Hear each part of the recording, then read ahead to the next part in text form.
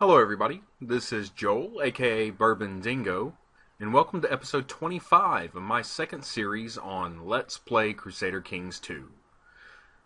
During the last episode, we actually, I think it was the episode before this one, we actually had finished taking over this area from England, and was attempting to reconcile our gains whenever our previous king passed away, and left it to King Sinfin here, the possessed king, Sinfin, who, by all rights, is an absolutely awesome king, except he's possessed. So that's always wonderful. But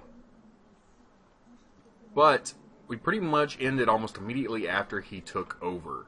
Not really advanced any time past that, so we still haven't really been able to deal with any of the ramifications of this. We do have a duke here who attempted to... Oh, he's excommunicated.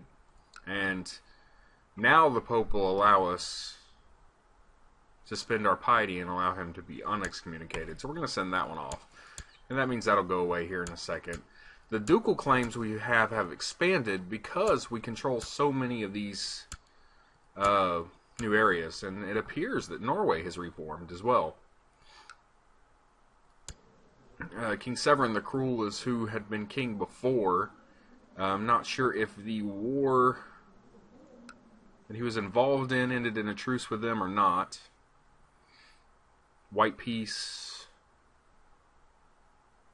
Okay.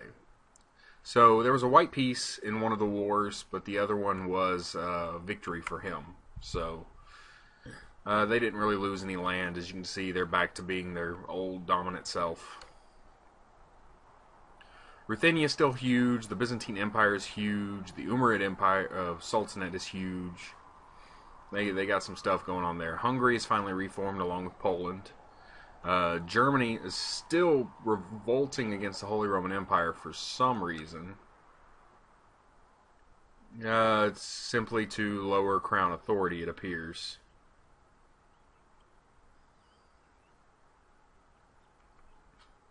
Well, one of them's to lower crown authority, and that's the one Germany is involved in. The other one is to install a new ruler in the Holy Roman Empire. France is still a theocracy, which blows my mind. But we're going to get the clock started. I'm going to keep a good hard look at, or a watchful eye at least, on what's going on here. He's lifted the excommunication. Alright. And right before I had let you go last time, we'd asked a few people at least, to end plots. And I think that's what's happening here. Alright, somebody's trying to get me to release the account of Glamorgan, but we're going to diplomatically explain why we can't. I'm pretty sure somewhere in that is us explaining that 21 years isn't long enough in my prison. Alright, we have some more factions forming. That was one of the things we really need to keep a look at, because some of these factions are getting up to 20% power.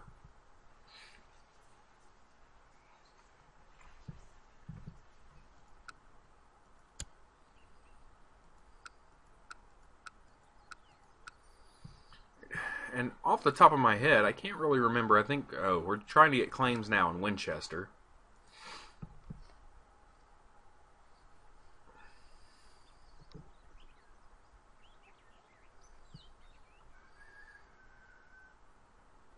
In a few years, I'm going to start making claims on the areas Norway is holding throughout here. And I think, besides possibly another foray into England to take maybe one or two more areas, I may go on an actual full-on war with Norway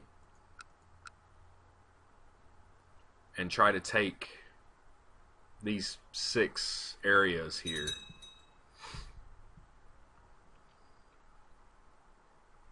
Alright, we got some more factions forming. Alright, there's an internal war going on up here in Orkney. And England is shipping someone off for the Castellonian claim on Calatiad, which I'm assuming is just one of these places here. Yeah, right there.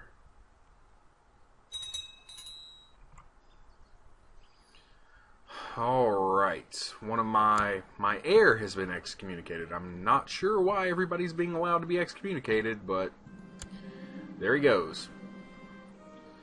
Alright, my king has decided that sometimes it's just easier to lie. He's tired of being honest.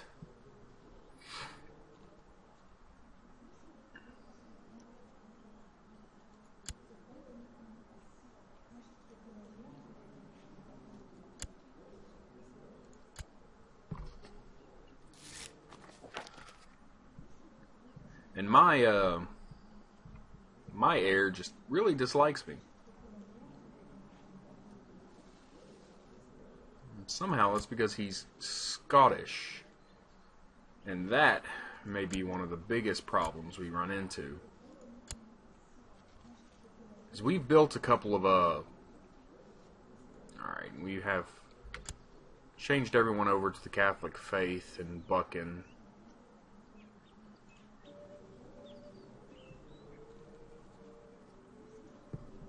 We had done that a long time ago. I'm not sure why that's happened again. But taking a look at our heirs, we need to look real hard because we want them to actually be Welsh. We don't want them to be Scottish.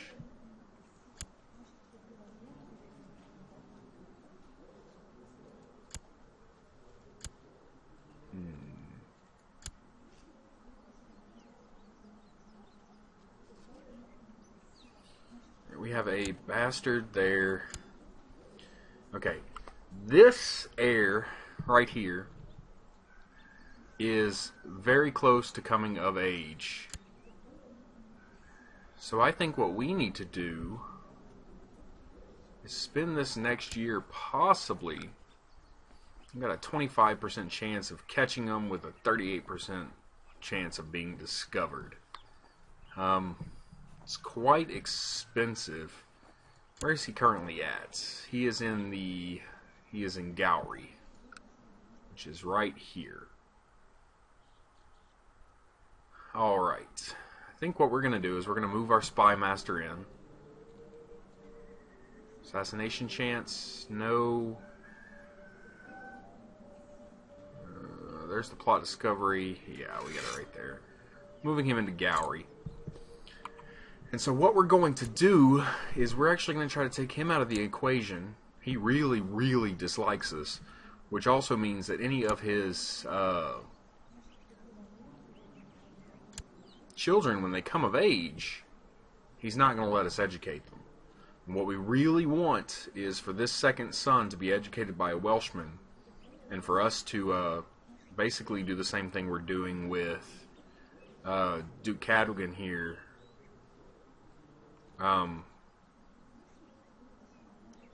Basically just to assassinate them both, to remove them both from the line of succession. So let's go ahead and assassinate. We got a 35 and a 16. Alright. We spent 350 gold. It didn't work. I'm willing to spend down to 500 to make sure this works.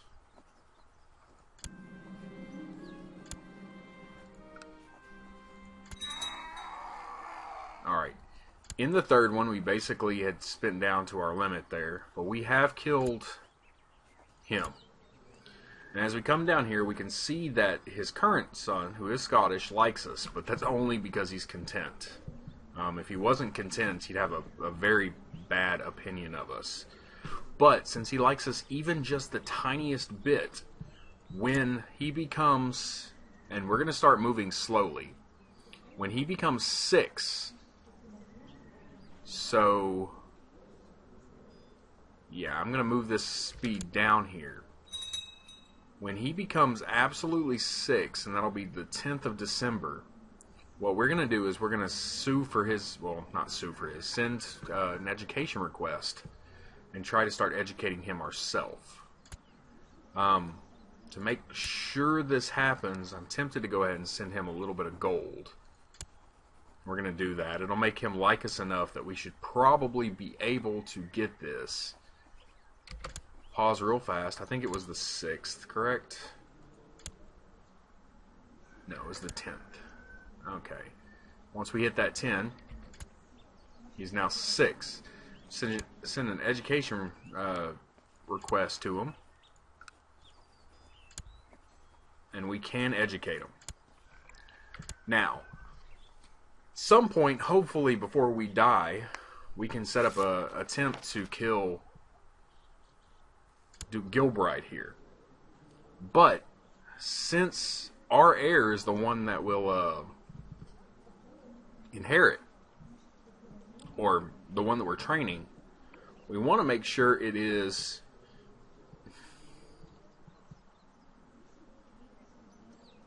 well into his education. So we need a few years before we're willing to do this, because we don't want a Scottish king on the throne. We want to keep a Welsh king on the throne. There's roleplay reasons for that, no matter what.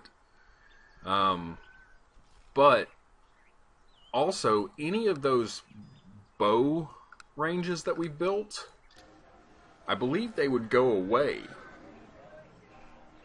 if a Scottish king joined, because we'd have a different culture on the throne. So we're also don't want to have all this become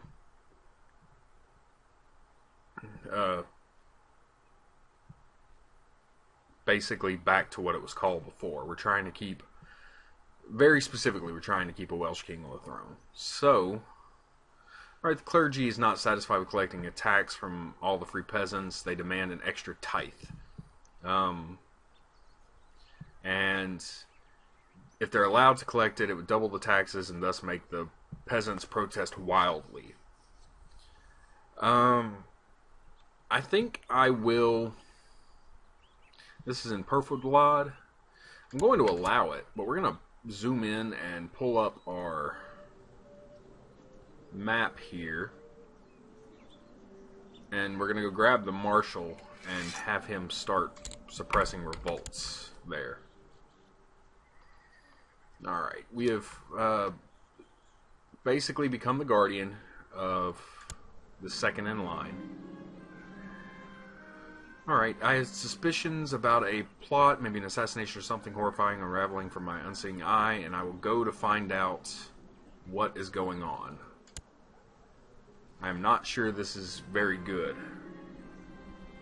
I caught the cook in Cadwallader, who's one of my courtiers, plotting against me. When I confronted them, they denied it. First broke me down eventually that they were planning to humiliate me. How they planned to do that, they refused to say. I forgave them, even though it was hard. Okay.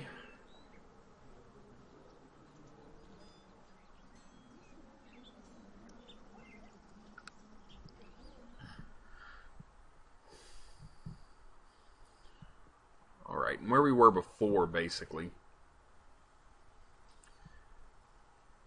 I don't know what I want to do here. I think I'm going to send him up into these areas. Okay, my wife is pregnant, and that's... she's not exceedingly old.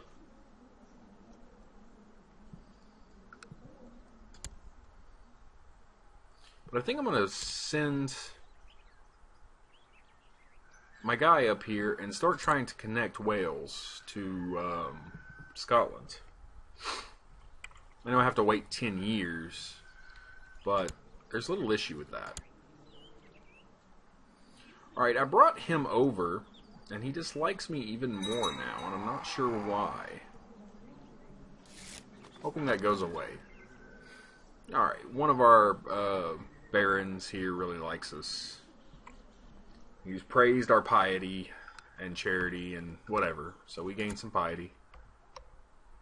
Alright, taking a quick glance over at factions, we're still sitting at about almost 20% at the highest. And that's not something I want, but it's not that big a deal. Alright, we've had a keep built. And what I'm going to do is I'm going to save up until I have about 1,500 again.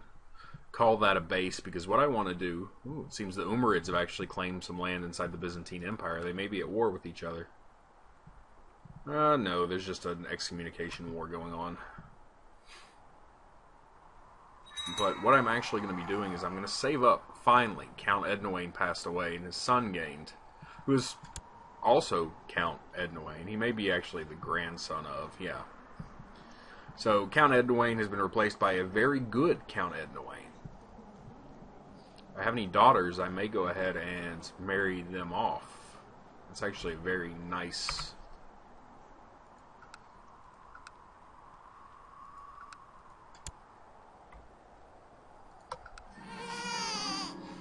Alright, we just had a daughter, speak of the devil.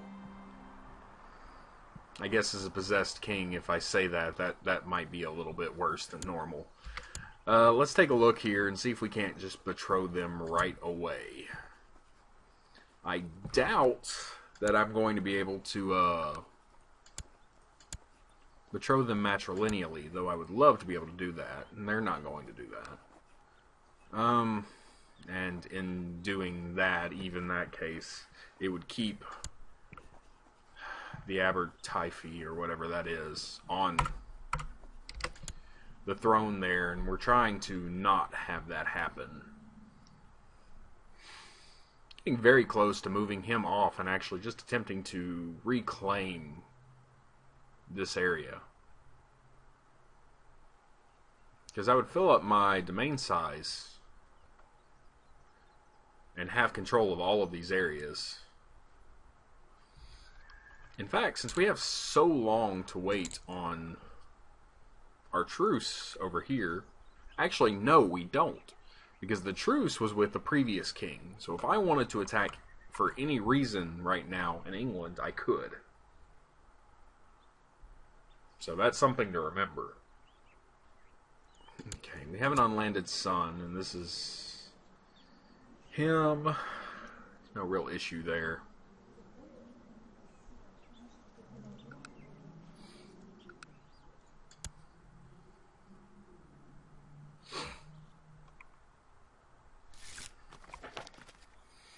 Alright, one of our vassals is complaining about the level of taxes in the city, and we're just going to flatter and soothe him to make sure that he doesn't lower those taxes.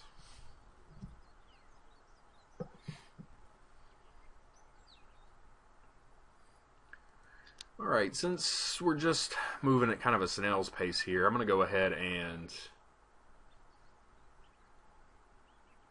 knock the speed up to 4.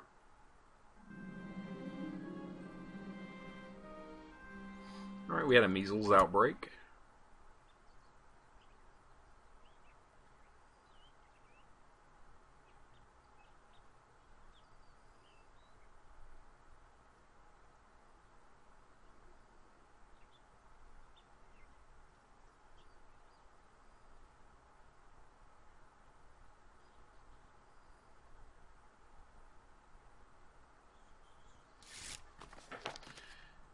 Okay, once again, we've had the majority of the population converted. I think in Buchan, whoever is this guy actually set his guy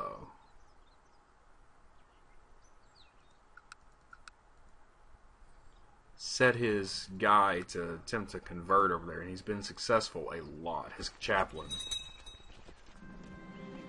Alright, we've had typhus break out in Buchan. And my grandson is temperate, and we're going to let him know that that's a virtue.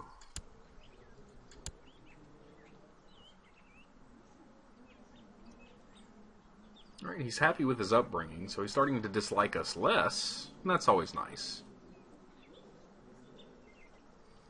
In fact, if he ever becomes directly the next heir, then he'll lose a -50 on that. He'll start liking us quite a bit. Actually, I think it's 55 altogether.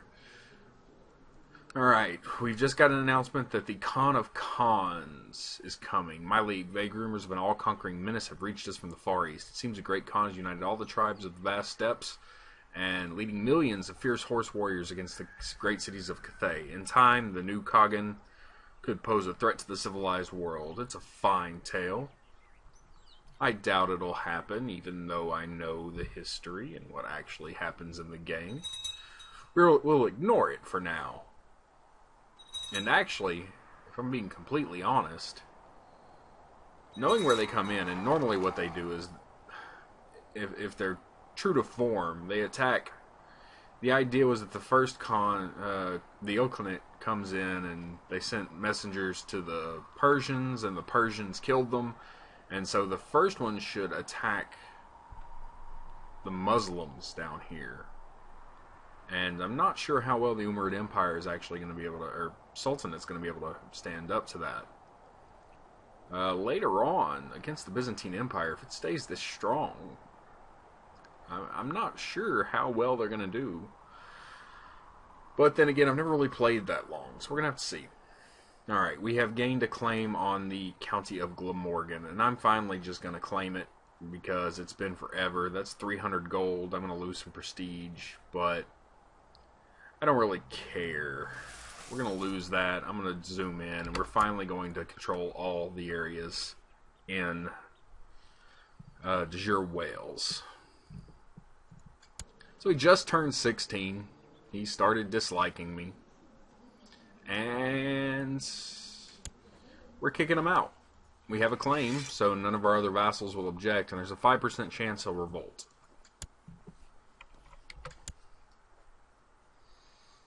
If I could keep him, I would, but I probably can't. He very much dislikes me now, so. He went into Gowran and Ossory, so apparently he's over here now in this court.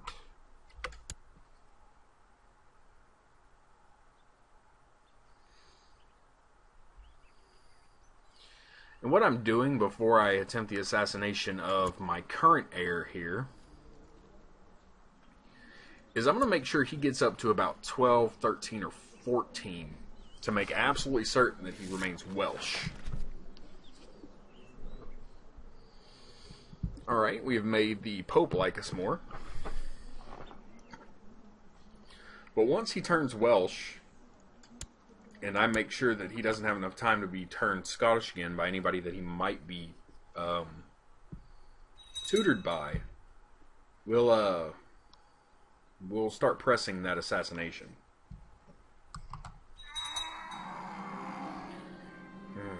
Alright, my king has become infirm, and that means that I may go ahead and press the assassination right now. Let's go ahead and pause it real fast. Don't really have a long period of time left in this episode. So what I may end up doing is just giving you a brief overview once again of what's happening. Sweden has reformed. Ruthenia has fallen apart again. It may reform at some point, but right now it's pretty tiny.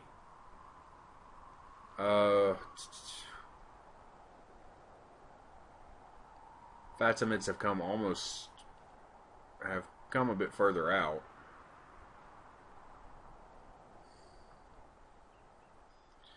There are few areas, although it does appear that Genoa is delving deeper and deeper into the Iberian Peninsula.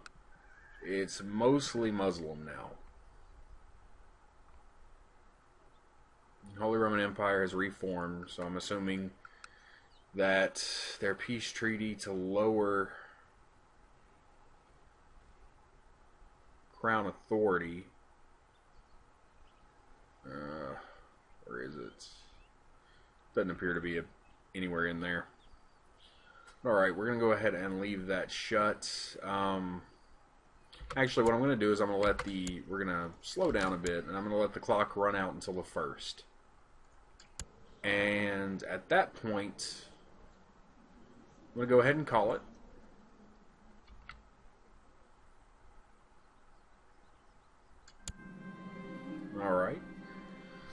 So we're going to go ahead and save it at this point, but I'm going to take care of this real fast. Basically, our ward, our grandson here, is becoming gregarious. And we're going to wait until the banquet and introduce him to everyone, because he's really interested about everybody in the court.